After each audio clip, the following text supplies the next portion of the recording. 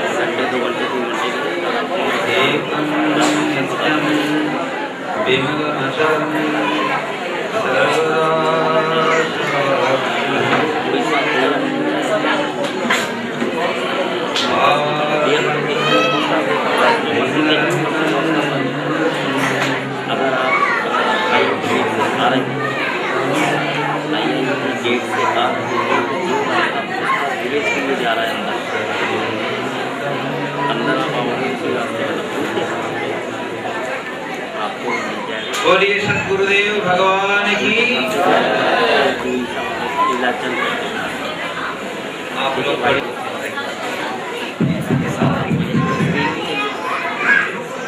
माताओं से मेरा विशेष अनुरोध रहेगा कि अपने छोटे छोटे बच्चों को प्रेम से पकड़ें, इससे बच्चे चिल्लाएंगे।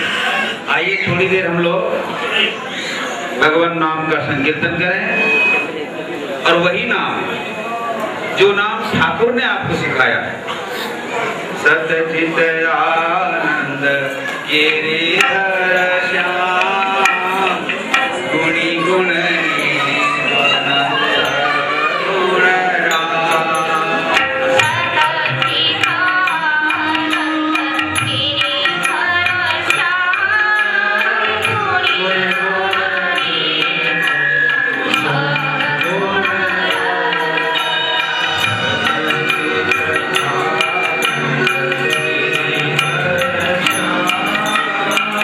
Oh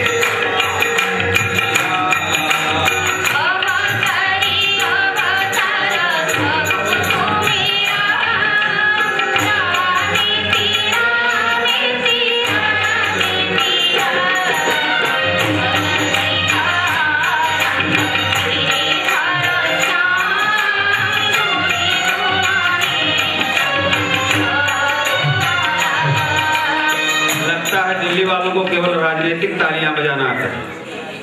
अरे धार्मिक तालियां, आध्यात्मिक तालियां बजाओ, जोर से तालियां बजाओ, किसी के हाथ में ताली लगती है। ये राजनीतिक राजधानी है तो इसको आध्यात्मिक राजधानी भी बनाना है ना? आध्यात्मिक राजधानी, इसलिए जोर से तालियां। सतचित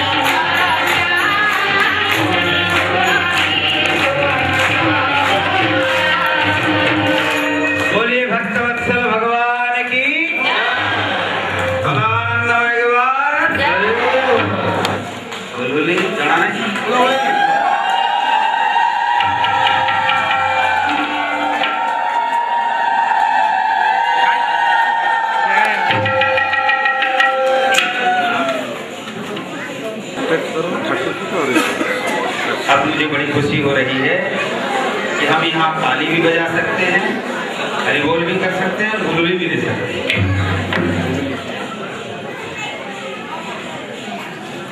परम प्रेमी अमावस्या है, पवित्र माघ महीने की अमावस्या है और आज आप सबको मालूम होगा कि उड़ीसा में और एक स्थान पर ये जयंती मनाई जाती है, वो है शक्ति की जयंती।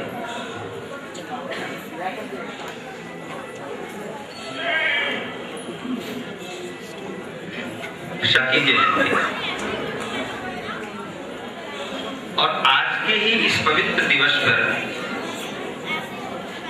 हम उत्कल जननी के एक ऐसे संतान की जयंती मना रहे हैं जिनको कुछ तो अपना आत्म स्वरूप मानते हैं, कुछ गुरु मानते हैं और कुछ भगवान मानते हैं।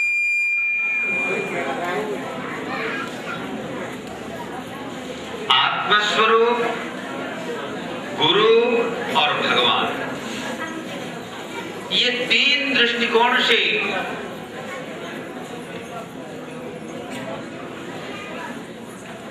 आप सब जिन्हें देखते हैं वे ठाकुर श्री श्री अभिराम परमहंस देव जी महाराज यथार्थ में इन तीनों के समन्वित विग्रह हैं।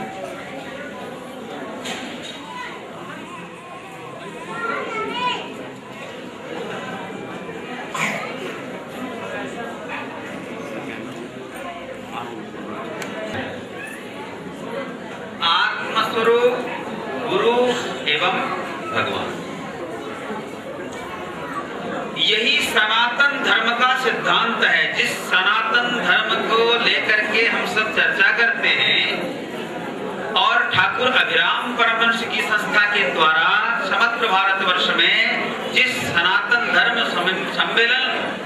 का आयोजन किया जाता है, उसी सनातन धर्म के मूल वेद कहते हैं कि ईश्वर, गुरु और आत्मा ये तीन अलग अलग नहीं है। ईश्वरो गुरुरात्मेति मूर्ति भेद विभागिने व्योमवद व्याप्त देहाय दक्षिणामूर्तये नमः। जगतगुरु शंकराचार्य ने कहा। तो इसका मतलब होता है कि आत्मा, गुरु और ईश्वर ये तीन अलग अलग तत्व नहीं। और वेद भी कहते हैं, श्वेताश्वतर उपनिषद में अंत में कहा गया, उपनिषद मतलब होता है वेद, वेद का सार अंश उपनिषद कहलाता है। उपनिषद में कहा गया, यस्य देवे परा भक्ति यथा देवे तथा गुरु तस्यैते कथिता यथा प्रकाशन्ते महात्मनः।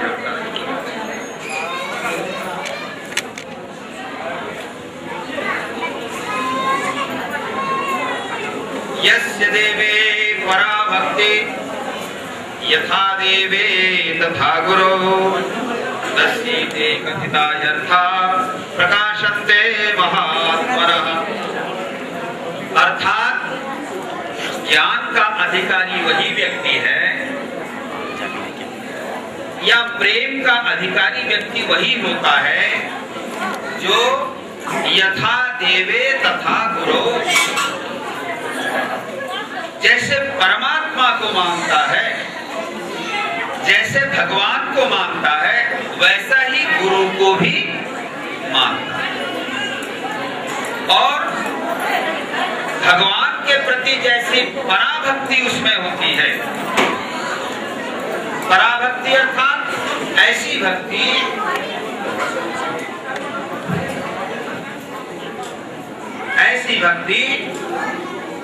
जिस भक्ति में कोई कामना नहीं होती, जिस भक्ति में कोई चाह नहीं होती, जिस भक्ति में केवल एकमात्र आत्मसमर्पण, आत्मनिवेदन होता है, ऐसी भक्ति, अनन्य भक्ति, उसको कहते हैं पराभक्ति। तो जैसे परमात्मा के प्रति, भगवान के प्रति हमारे अंदर में श्रद्धा होती है, भक्ति होती है, वैसे ही हम गुरु के प्रति अगर भक्ति रखते हैं तो वही ज्ञान प्राप्त करने का अधिकारी होता है और वही प्रेम प्राप्त करने का भी अधिकारी। उड़िया भागवत में तो आपने सुना होगा, गुरुंकु नमोनिव गुरुटी साक्षात ईश्वर। और ठीक यही बात परमहंस देव जी भी कहते हैं। अभी जैसे माता जी भजन सुना रही थी तो हम सुन रहे थे, आप सब ने देखा होगा गुरु कृपा भिक्षा में, गुरु कृपा ही केवल भिक्षा है। उसमें क्या कहते हैं ठाकुर? ठाकुर कहते हैं गुरु ब्रह्मा गुरु विष्णु विधि वामदेव मोर। अर्थात गुरु मेरे लिए ब्रह्मा भी है, गुरु मेरे विष्णु भी है और गुरु मेरे शंकर भी।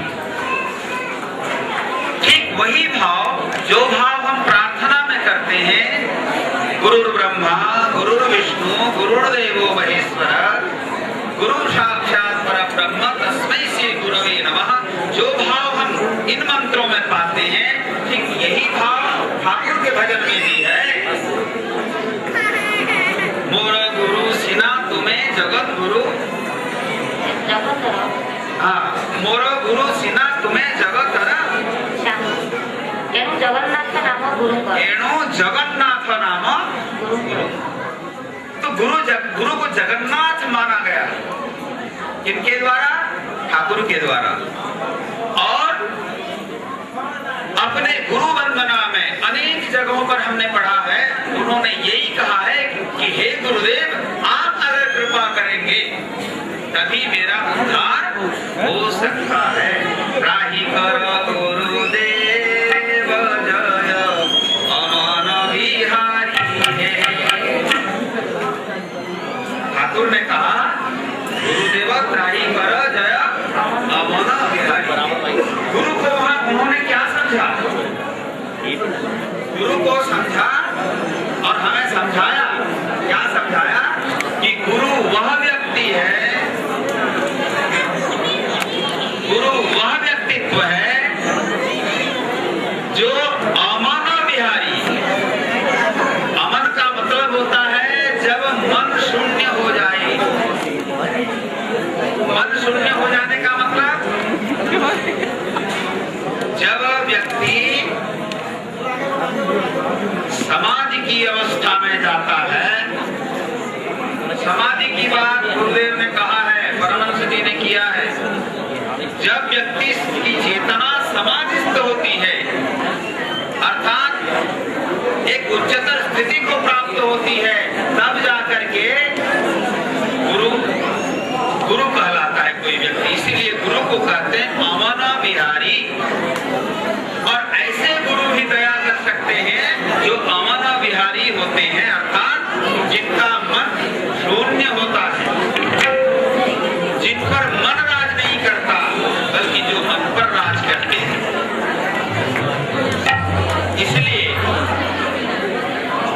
आज हम एक ऐसे व्यक्ति की जयंती मना रहे हैं जो अमन बिहारी हैं।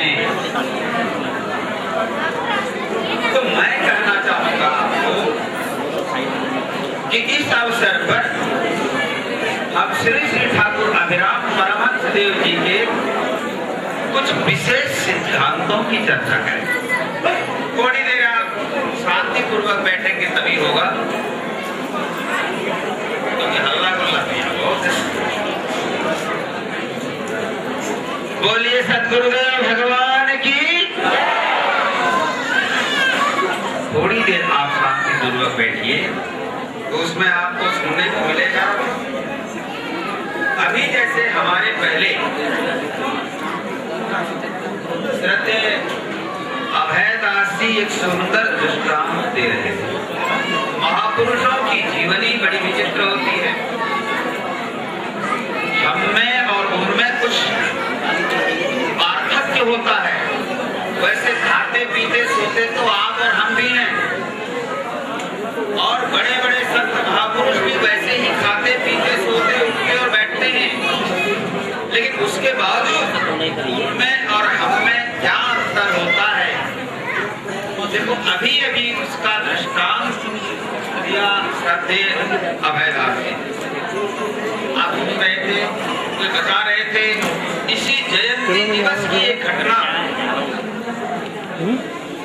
कि कहीं दूर से एक गरीब वृद्ध महिला, जिसका कोई नहीं, वह आती है दर्शन करने के लिए और बड़ी तकलीफ सहते हुए, बड़ा कष्ट सहते हुए, एक भरोसा बस यही उसके मन में है कि मैं अगर जाऊंगी करबला तो मुझे ठाकुर का दर्शन अवश्य मिलेगा। इसको ध्यान दो। उसके पास कुछ नहीं है, न धन बल है, न जनबल है, न बाहुबल है, और न ही देह बल। मेरी बात सुन रहे हो तुम लोग? जो बूढ़ी महिला, जो वृद्ध महिला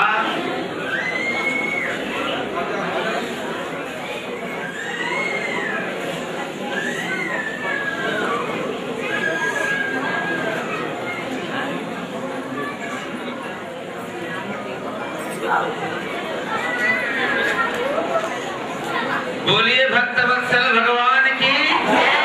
देखो भाई, हमारे इस आयोजन के जो सबसे बड़े आयोजक है सालो बाबू, वो आप सबको व्यवस्थित करने में पूरी कसरत कर रहे हैं, है ना।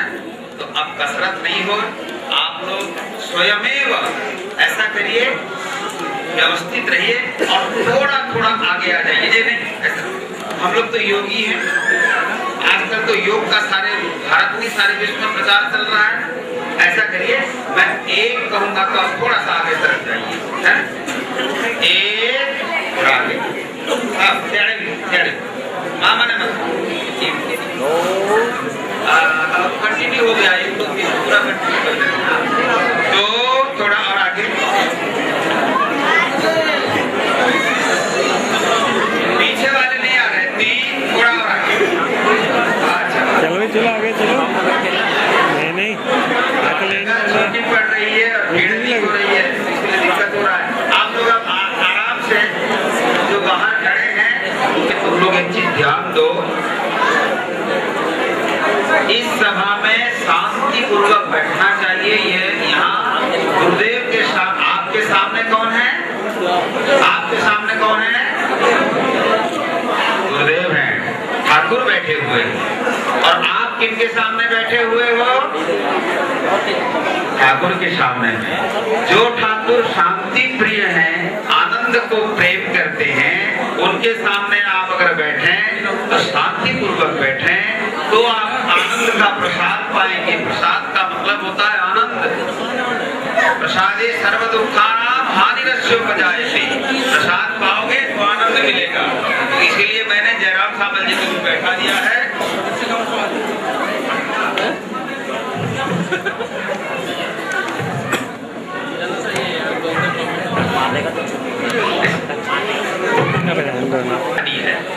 और इसका लिंक कहाँ है इस कहानी का, मैं आपको ये बताना चाहता हूँ कि महापुरुषों का स्वभाव कैसा होता है। अब वो बुढ़िया आ तो गई, वृद्ध महिला आ गई, ध्यान रहे उसके पास क्या कुछ नहीं है। मैंने बताया था न उसके पास धनबल है, न उसके पास जनबल अर्थात लड़का बच्चा पति भाई बंधु बिरादरी ये जनबल, न उसके पास जनबल है, न उसके पास बाहुबल है कि धक्का मुक्की लगा करके वो किसी कहीं पहुंच जाए, ऐसा भी उसके पास बाहुबल भी नहीं है। धनबल नहीं, जनबल नहीं, बाहुबल नहीं और अंत में देह बल भी नहीं है, क्योंकि वह वृद्ध हो चुकी है। एते वृद्धाजिता किसी नहीं आमे समझते अहंकार करू कहा को नहीं, धन को नहीं, जन को नहीं, बाहुबल को नहीं, बुद्धि बल को नहीं, विद्या बल को नहीं, निजर देह बल को नहीं, हमें अहंकार करता हूँ। हम जगन्नाथ का दर्शन भी करते हैं तो धक्का मुक्की करते हुए अपना वहां भी बहादुरी दिखाते हैं, लेकिन उसके पास कुछ भी नहीं है। और वह गई और दास जी बता रहे थे कि कैसे दर्शन मिला उसको। जब वो दर्शन करने जा रही थी तो बड़े बड़े लोग, जमींदार लोग सब ठाकुर के पास दर्शन करने जा रहे थे और वो बेचारी उन सबको देख करके हताश होकर खड़ी हो, हताश होकर खड़ी हो कि अब तो मैं अंदर नहीं जा सकती। लेकिन एक बात आप सब ध्यान रखना, जब सच्चे अर्थों में आपके अंदर का भाव प्रभु के चरणों में निवेदित हो जाता है, जितेवेले प्रकृत भावरे आपणंकर अंतर्निहित भाव व प्रेम प्रभुंक चरणरे निवेदित ही जीव,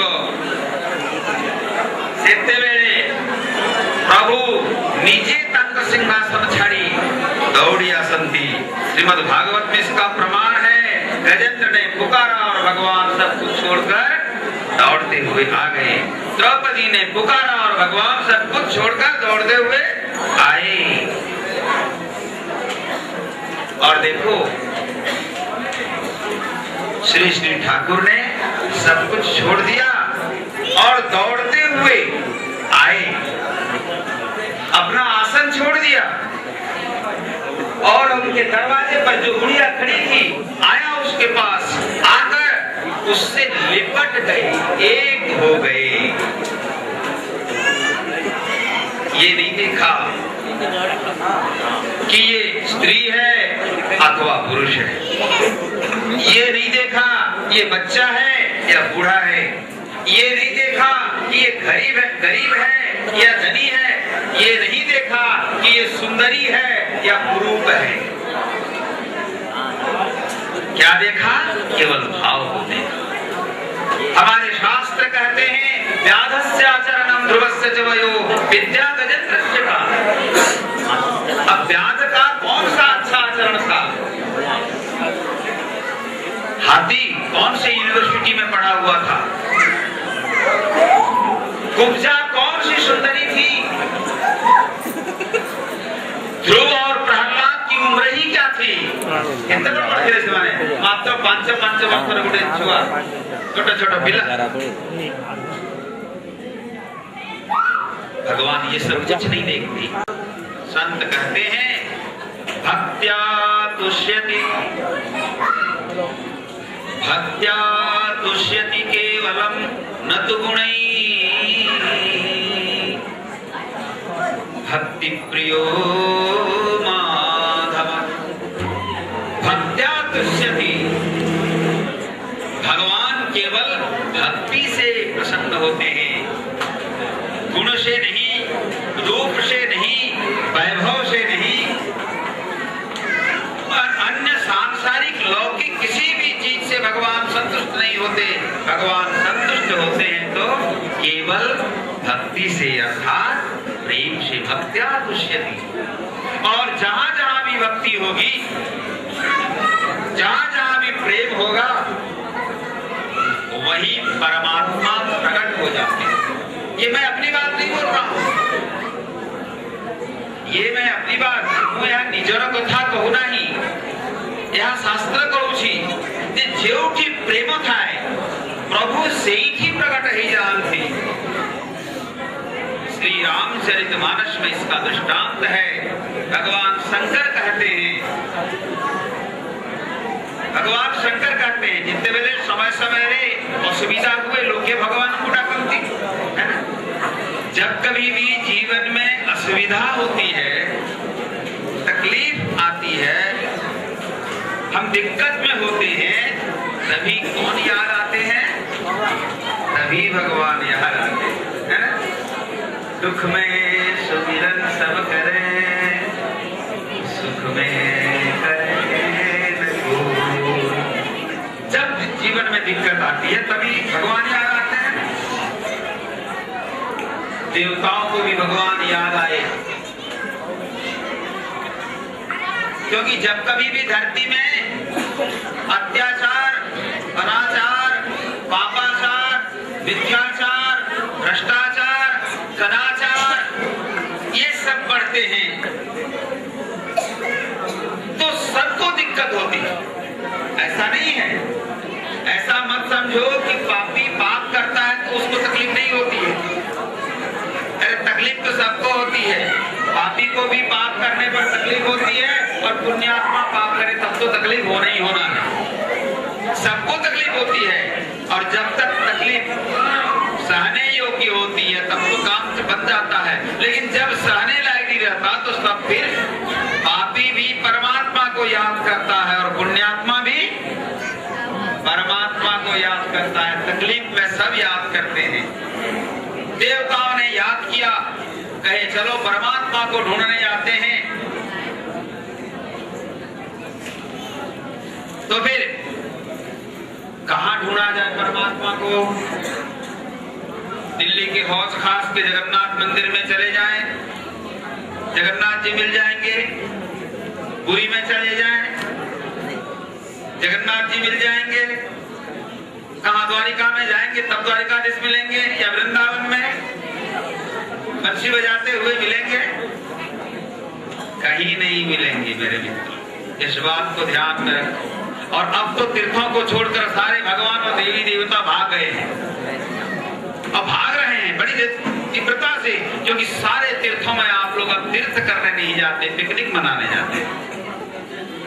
आजकल तीर्थ में आप देव दर्शन के लिए नहीं जाते हैं, मौज मस्ती और छुट्टियों का दिन बिताने जाते हैं। है कि नहीं सच?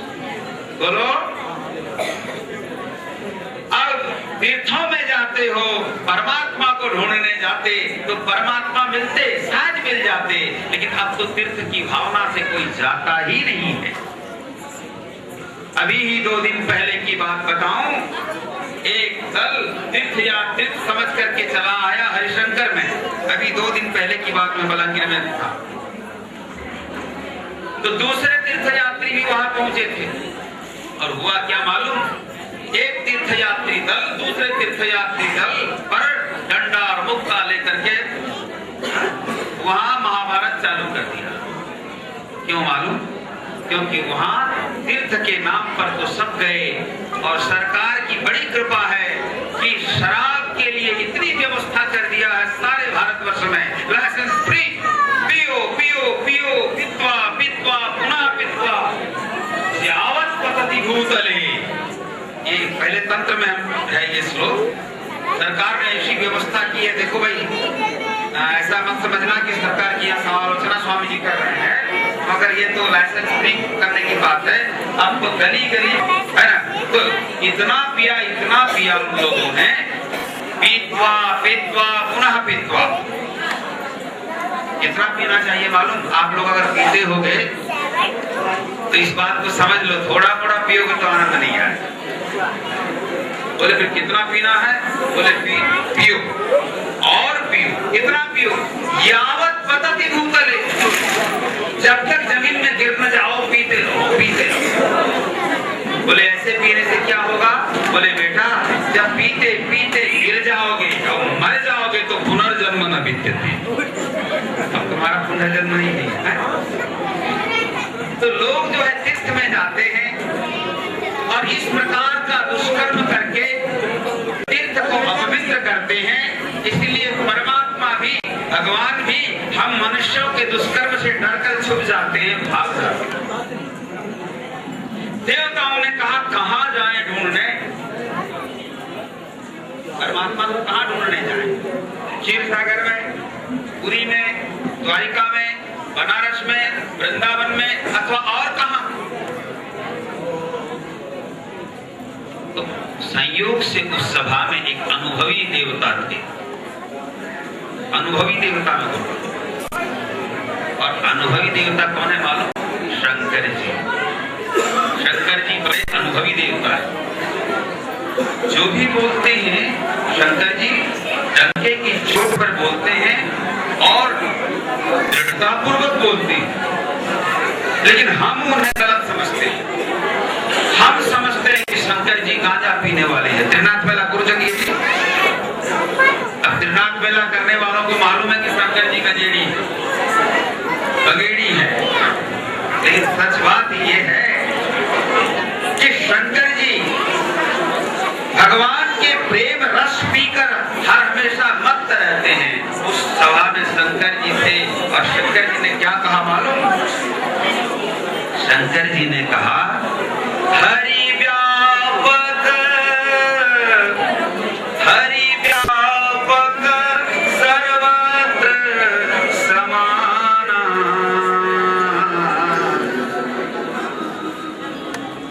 हरि व्यापक सर्वत्र समाना, प्रेम ते प्रगट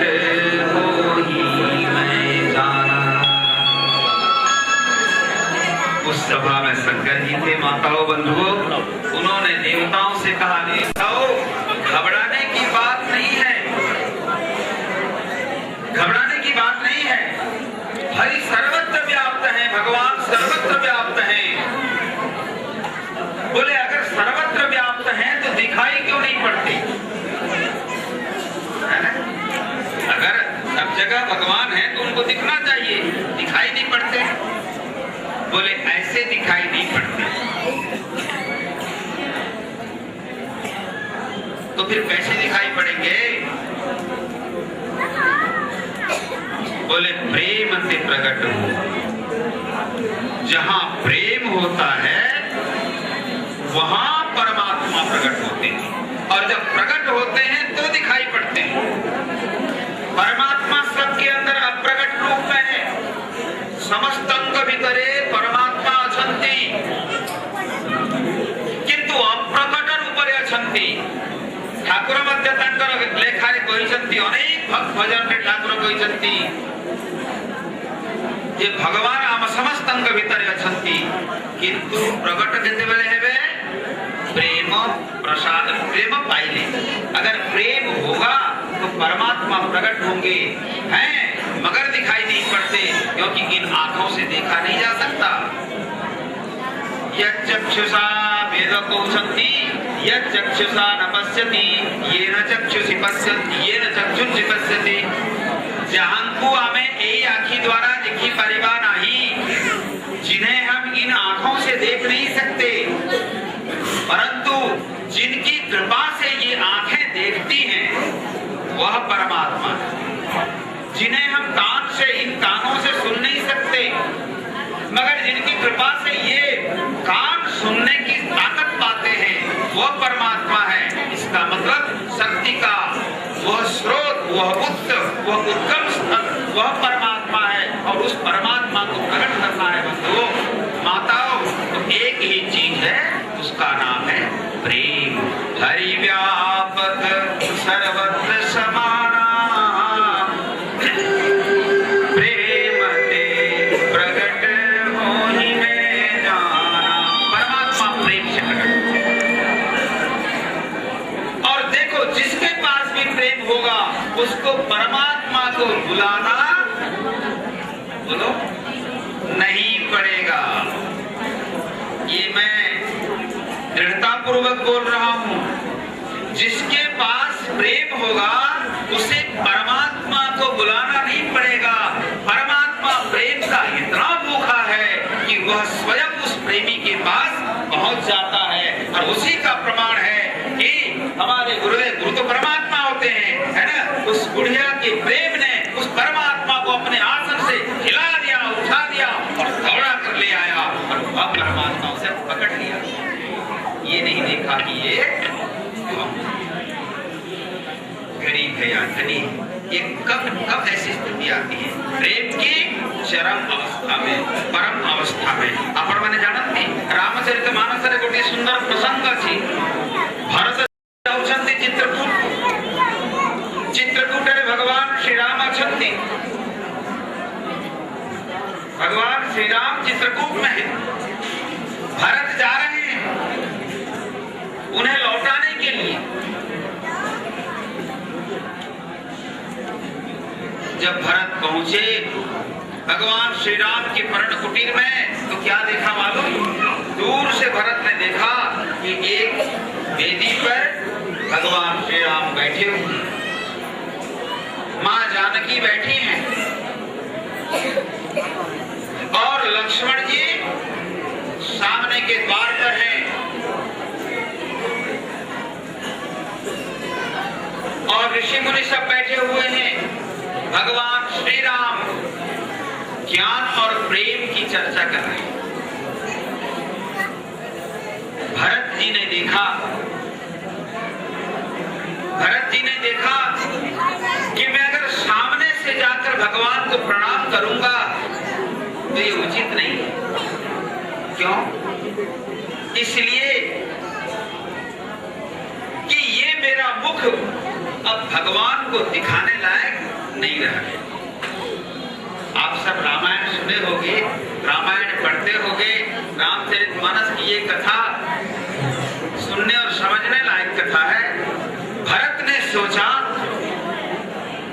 कि मुझे सामने से नहीं जाना चाहिए क्योंकि सामने से अगर मैं जाता हूं तो मेरा चेहरा भगवान की नजरों में आ जाएगा तो मेरा ये चेहरा मेरा ये मुख अत्यंत कलुषित है अत्यंत अपवित्र है मैं स्वयं ही इतना हतभागा हूं इतना मंदभाग्य हूं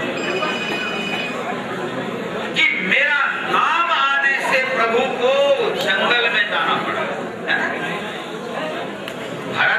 भरत का नाम आया तभी तो राम को वनवास मिला ना भरत का नाम आया तो राम को वनवास मिल गया भरत सोचते हैं कि मेरा नाम मात्र आ जाने से प्रभु को वनवास हो गया प्रभु के नजरों में मेरा चेहरा दिख गया तो और क्या हो जाएगा पता नहीं, इसीलिए मुंह नहीं दिखाऊंगा। ऐसा सोचकर भरत क्या किया मालूम है? भरत ने पीछे के दरवाजे से गए। कुटिया में पीछे का जो दरवाजा था, द्वार था, पर्णकुटीर के पीछे के दरवाजे से आए और भगवान राम देख रहे हैं सामने कि मेरा भरत आ रहा है। ध्यान रहे, भगवान राम सदैव भरत को क्या कहते हैं? मेरा भरत। और भरत कभी नहीं कहते कि ये मेरे राम है। ध्यान रहे, ये शब्द में बड़ा अंतर है। राम सदैव कहते हैं मेरा भरत, किंतु भरत नहीं कहते कि केवल ये मेरे ही राम हैं। राम किसी अकेले के नहीं होते, हो भी नहीं सकते। राम तो सबके हैं, भगवान सबके हैं, गुरु सबके हैं। भगवान राम देख रहे हैं सामने की ओर, लेकिन पीछे से भरत आए और आ करके सामने में आए और त्राहिमाम करते हुए प्रभु के सामने दंडवत गिर गए। मालूम है, अब तक प्रभु श्री राम को ये मालूम नहीं था कि कौन आया है, लेकिन जैसे ही त्राहिमाम करते हुए सामने आकर गिर गए, तब भरत की आवाज सुनते ही भगवान श्री राम का ध्यान भंग हुआ, ध्यान टूटा और देखा तो भरत सामने पड़ा हुआ है। मालूम है, वहां से भगवान श्री राम ऐसे उठे, ऐसे दौड़े कि गोस्वामी तुलसीदास लिखते हैं, भगवान श्री राम उठकर ऐसे दौड़े कि कहाँ निसंग कहाँ पट कहाँ निसंग धन तीरा। भगवान श्री राम उठे, उठते ही उनका कपड़ा किधर गिर गया ये मालूम नहीं चला। यही बात बता रहे थे अभय जी कि ठाकुर जब अंदर से आए तो उनका वस्त्र किधर गिर गया ठाकुर परमहंस जी को मालूम नहीं है ना। यही बताया आपने कि जब अंदर से परमहंस जी ठाकुर जब अंदर आए उस वृद्ध महिला से, उस माता जी से मिलने के लिए, तो इतनी हड़बड़ी में आए कि उनका ऊपर का उत्तरीय गिर गया। बराबर रखते थे, गिर गया, पता नहीं। ऐसे ही भगवान श्री राम जब उठ करके भरत की ओर दौड़े तो उनका पहला उत्तरीय जो वस्त्र था गिर गया, धनुष छूट गया। निशंक मतलब होता है तरकस, गिर गया और बाण बिखर गई। धनुष, निशंक, बाण और वस्त्र, ये चारों चीजें बिखर गई। भगवान दौड़े और क्या किया मालूम? भरत को उठाया, जमीन से उठाया और फिर गले लगा लिया। बोलिए भक्त और भगवान की। उठा लिया और गले लगा लिया। क्यों मालूम? क्योंकि भरत का प्रेम ही परमात्मा को उठा देता है।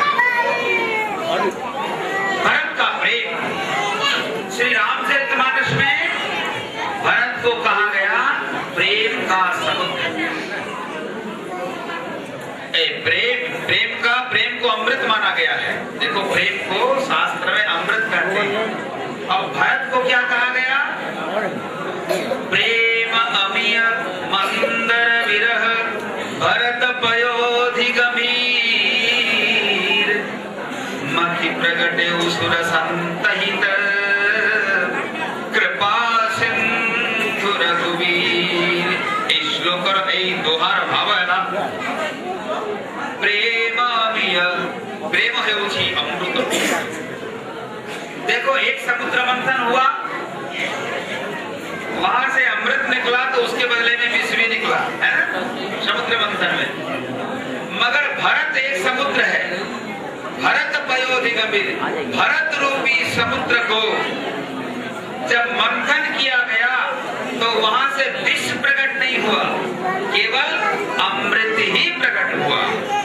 क्या अमृत? प्रेमामृत। प्रेम अमिय मंदर विरह भरत पयोधि गंभीर मति प्रगटे सुर संत भक्त हित, सबके हित के लिए, देवताओं का हित, संतों का हित हो, इसलिए स्वयं किसने, भगवान श्री राम ने जब भरत के हृदय का मंथन किया तो उस मंथन से प्रेम रूपी अमृत पैदा हुआ। और सच्चे अर्थों में माताओं बंधुओं, प्रेम ही अमृत है। जिसके पास प्रेम होता है वो कभी मरता नहीं है। क्यों नहीं मरता? क्योंकि प्रेम किसके पास होता है? भक्त के। और भक्त नहीं मरता, इसका प्रमाण गीता में भगवान श्री कृष्ण कहते हैं भगवान श्री कृष्ण गीता में कहते हैं, अर्जुन कौन्तेय प्रतिजानीहि न मे भक्तः प्रणश्यति। हे कौन्तेय, हे अर्जुन, इस बात को अच्छी तरह से समझ लो। एक कथा को तू भल भावरे बुझिने, न मे भक्तः प्रणश्यति, मोर भक्त केबे मरे नहीं, मेरा भक्त कभी मरता नहीं है। तो जिसके पास प्रेम होता है उसे भक्त कहते हैं, और जो भक्त होता है वह मरता नहीं है, अमर हो जाता है। तो अमर कौन है भाई? हम भगवान को कहते हैं अमर, अमृत कहते हैं भगवान। भगवान का एक नाम है अमृत, वो कभी मरते नहीं हैं।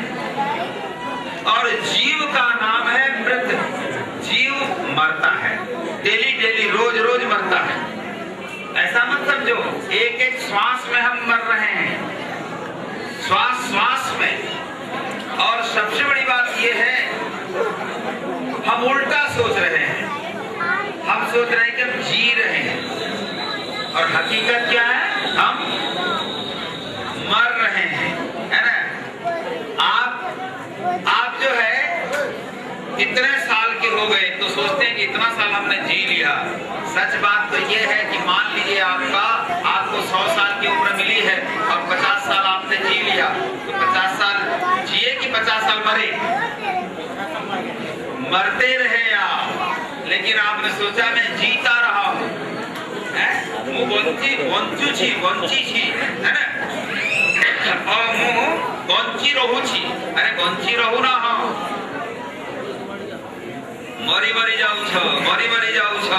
लेकिन यही सत्य को हमें कहीं बुझुना हो, जदियो हमारे साधु संत माने महापुरुष माने कही सकती, अपना ओडिया रे बड़ी सुनी थी ना, रे आत्मन निद्रा परिहरी, अपना माने बड़ी रे आत्मन निद्रा परिहरी, भेड़ी चिंता आलोचन कर कर निरीक्षण, निशब्दे जीवन स्रोत, धाउसी की परी भेटिबा को मृत्यु सिंधु कराल। किंतु हमें केवल चिंता करी, कभी हमने सोचा, कभी हम इस तरह से सोचते हैं? सोचते नहीं है। इसलिए नहीं सोचते हैं क्योंकि हमको मृत्यु से भय लगता है, हम मरने से डरते हैं। कोई नहीं डरता, कोई भी व्यक्ति ऐसा नहीं है जो चाहेगा कि मैं मरूं, कोई मरना नहीं चाहता। आप पूछोगे तो फिर ये आत्महत्या करने वाले, अरे वो पागल लोग हैं, उनका दिमाग खराब है। वो रोगी लोग हैं, मनोरोगी लोग आत्महत्या करते हैं, समझ गए ना? जितने भी आत्महत्या करने वाले हैं वो कोई शुद्ध मस्तिष्क के साथ, अच्छा मस्तिष्क वाले नहीं है, मनोरोगी हैं। उसका कई है कारण है। तो आत्महत्या व्यक्ति विवश होकर करता है, मूर्खतावश करता है, अज्ञानतावश करता है, और वो एक बीमारी है। लेकिन जो भी साधारण मस्तिष्क के लोग हैं वो कोई मरना नहीं चाहते। और असाधारण लोग जो हैं, जो असाधारण अर्थात महापुरुष लोग हैं, वो मृत्यु से डरते नहीं हैं, मृत्यु का वो स्वागत करते हैं कि आओ हे मृत्यु, हम तुम्हें स्वागत करते हैं।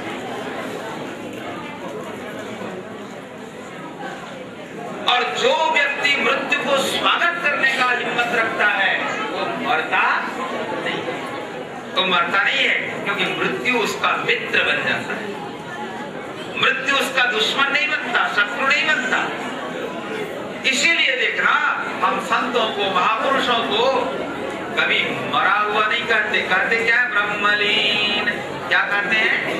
ब्रह्मरे जे लीन ही जानती सेवानों को कहुआ में ब्रह्मलीन। अब कोई कहेगा कि ठाकुर मर गए, कृष्ण मर गए, राम मर गए। मृत्यु शब्द का उपयोग उन्हीं लोगों के लिए होता है जिनकी चेतना देह चेतना होती है, जिनकी चेतना शरीर चेतना होती है, जो सांसारिक व्यक्ति होते हैं। क्या आवरण, जैसे परमहंस देव जी उस वृद्ध महिला से मिलने के लिए दौड़कर चले आए तो उनके शरीर से वस्त्र गिर गए। ऐसे ही देखो सुदामा से मिलने कृष्ण आए ना। सुदामा का चरित्र तो भागवत में आपने सुना होगा। क्या था सुदामा के पास, लेकिन स्वयं सिंहासन में, मैंने जो कहा ना, सुदामा के पास दौड़ के चले आए, भरत के पास दौड़ के चले आए, ऐसे ठाकुर जैसे भक्त के पास चले आए। ऐसे ही अगर तुम्हारे अंदर में प्रेम होगा तो परमात्मा प्रकट हो जाएगा। मेरे बंधुओं, आप सब जिन महापुरुष के चरण में आप सब समर्पित हैं, समर्पित किया है अपने आप को, उन्होंने एक बहुत बड़ी बात क्या कही कि अगर तुम्हें अमृत बनना है तो अपने को जानो, ध्यान रहे, अपने को जानो। और उन्होंने ज्ञान और भक्ति को मिला करके तुम्हें एक नई धारा की शिक्षा दी, और वो धारा है कि जिसके कारण तुम मरते हो उस सूत्र को पकड़ो। वह सूत्र क्या है? कभी श्वास पर ध्यान दिया है आपने? नहीं ध्यान दिया ना? 21,600 बार ये श्वास आता और जाता रहता है, और जीव इसी माध्यम से अपने आप को प्रकट करता है। तो अगर हम अपने श्वास के प्रति सजग नहीं हैं, हम अगर अपने श्वास को नहीं जान पाएंगे, तो श्वास में बैठे हुए परमात्मा को कैसे पहचान पाएंगे? तो मैं आज और अधिक विलंब नहीं करना चाहूंगा, इसलिए कि आज जो है भगवान की आपके हमारे परम प्रियतम ठाकुर जी की जयंती उत्सव में आप सब दिन भर लगे हुए हैं। ठाकुर ने जो कहा है आप सबको, जिस प्रेम के लिए, जिस भक्ति के लिए, जिस ज्ञान के लिए, उस पर हम लोग फिर से चर्चा करेंगे। और मैं आपको कल बताऊंगा एक विशेष ठाकुर का एक भजन है जो मुझे बहुत प्रिय भजन है। क्या है? श्यामा तुम्हें समय न जान, है ना? एक भजन है, हे श्याम हे कृष्ण तुम्हें समय का पता नहीं है। इस पर कल हम लोग चर्चा करेंगे। आज हम विशेष कुछ और नहीं करना चाहेंगे। आप सबको हम धन्यवाद देना चाहेंगे। ठंडी काफी है, आप सबको भी बहुत दूर दूर तक जाना है। मैं अंत में इतना कहूंगा कि आप अपना प्रेम, अपना ज्ञान प्रभु चरणों में अर्पित करें। गुरु के